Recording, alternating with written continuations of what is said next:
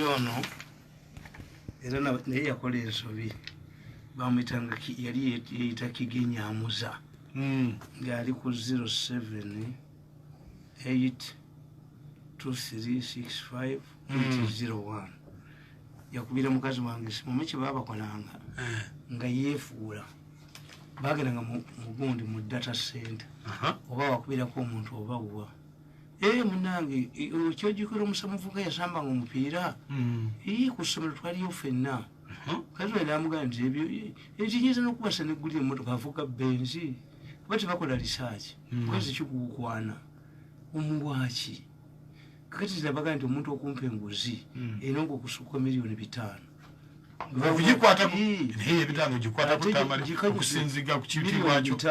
gikanyuge mu kikomera kye tutunda bubega kuba essasi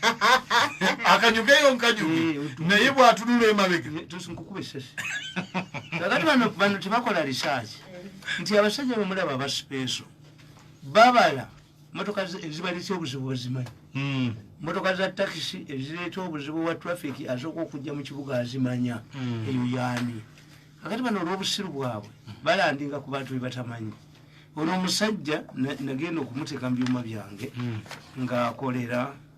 yali akolera Kiko locations areas district Wakiso and Kampala 0 location Nansana Kiyengera Matuga Kampala Namasuba Namulanda Nkumba Entebbe ono yali akolera muyano yali sophisticated okusinga bano yampaako time yali anemye why yalina katooki ngeri ku satellite kakati ng'essimu egijjako n'agizaako era ssebo abakwata mukazi wange yali njoze nnyo yali agiremezezaako nabano nga mugikuba kweri ono mupakistan era naye yabaga nti temuzijjaako essimu ze webakuba temudduka era akakasime kagundi nga kanerego ate njakakwata kubanze zekyuma ekyange kikubuulira nti ali wano kakati okumanya omusajja ono yali mugezi yessimu nga 6/5/2017 ku ssaawa 1:05 yafuna essente okuva ku ssimu eno naye siyajogera era nagulyawo airtime wanusu 5 wali omulabyeko ku ssaawa 1:05 ne sekonda 29 yaweerera ssente zino ku ssimu eno nemukolamu summary all activities were done at the same hour, minute, and value only in seconds. The phone was on off and off, making short duration calls not exceeding 30 seconds. Yali digital. The man was digital. Ng'ekintu kye bwakikola mu ddakiika 5 kiba 5. Yali w'amaanyi nnyo banemuteeka ku ttaka bamufuna era abasecurity bampisa bubi why kuliko kuno yali ayinako saako nga saako eyo eriko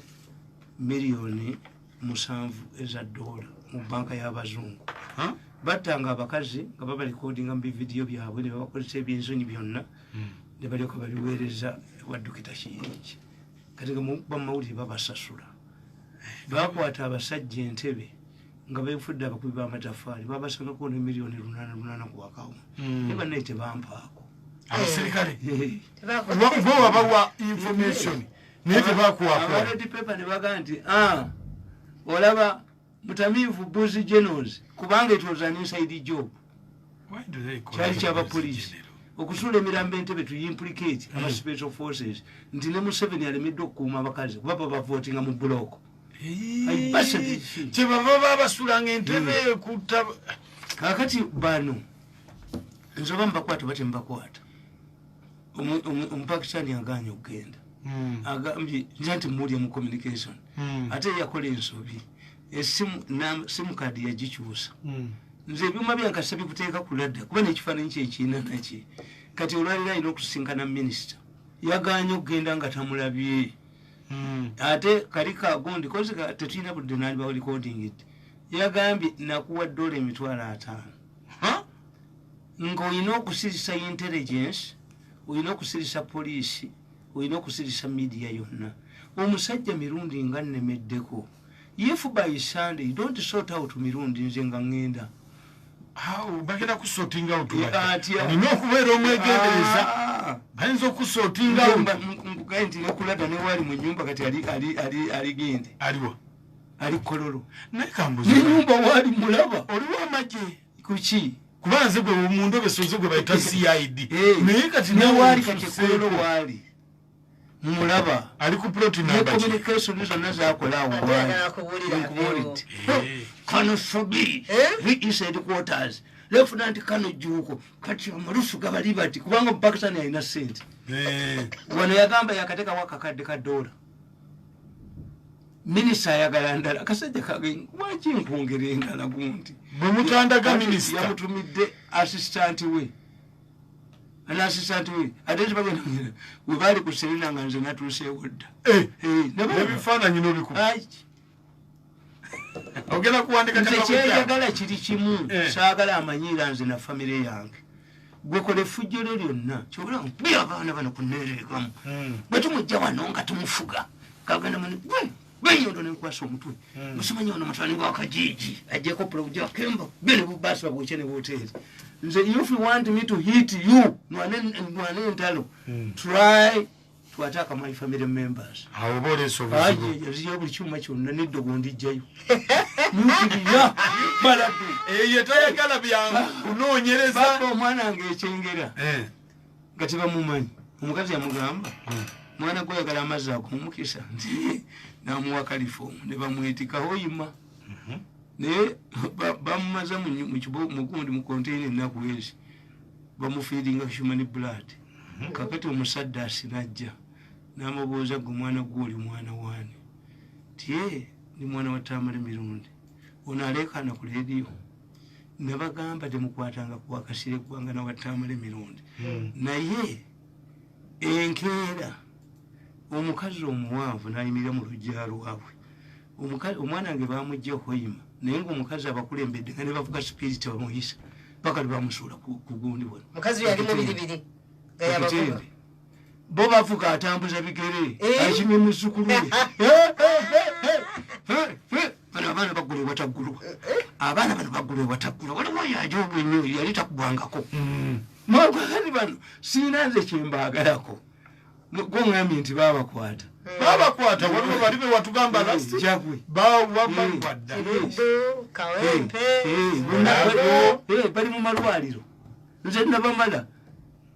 what I let also this man know first of all on the minister and direct me to stop attacking him he was the first person yakozesa bwamachazi ne bulumba family yange amasimu gange mu malenga ganoonya bunumba kubana enkusanyawo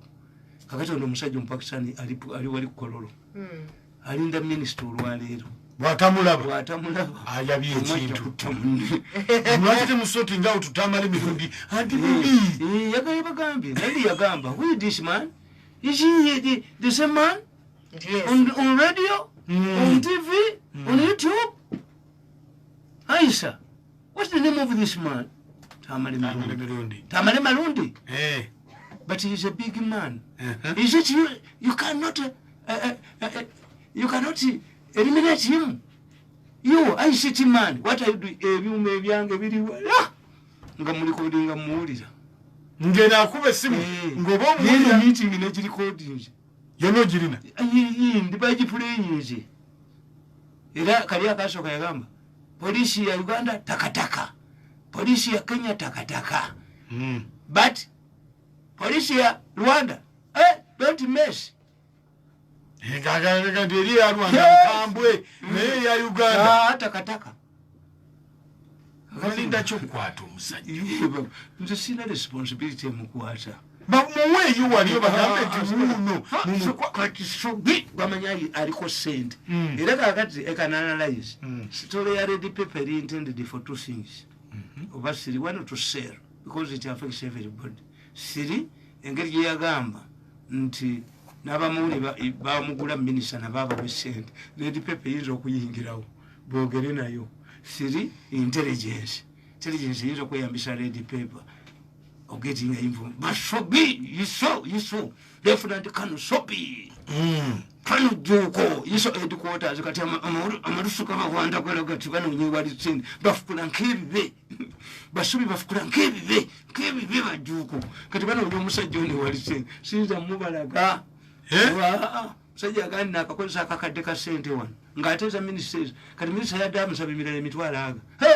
Sorry na mkwata ko kati obajju ko ise headquarters sinza muba wali hapana baba ni mkugano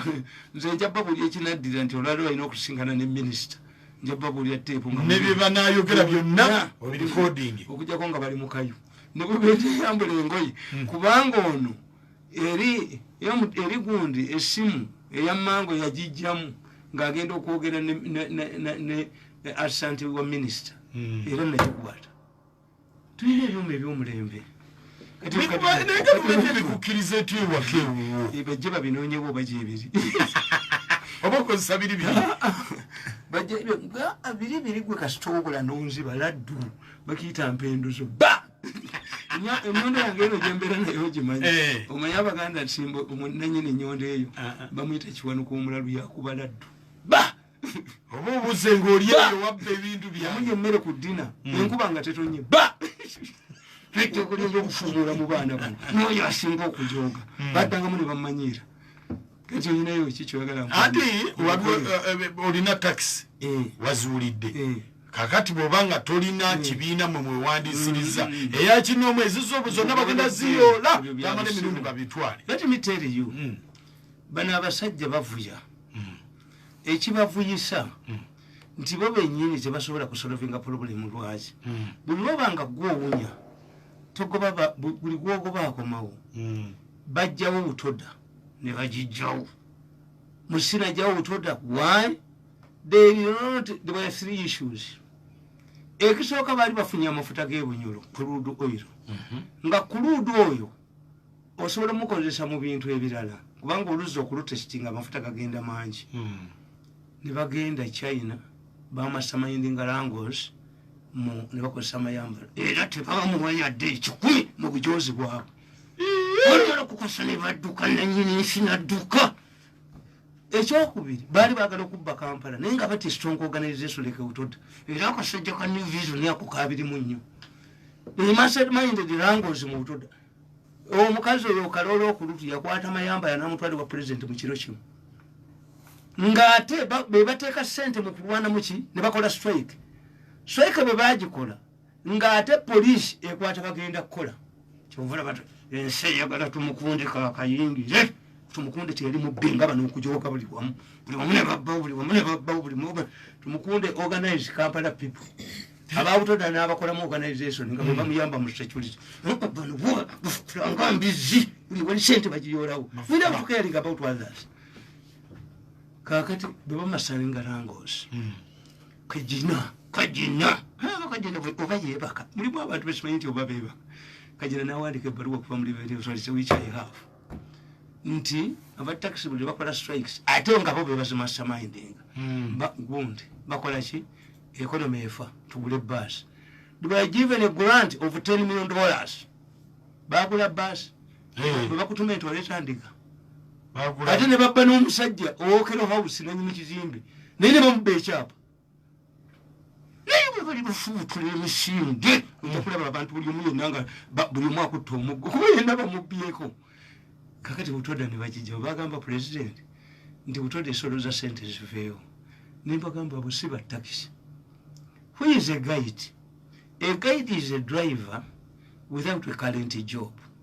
Omuntu yenna bwagula kamunye abeera excited ayagala esole waka abadde agivuga agimugjamu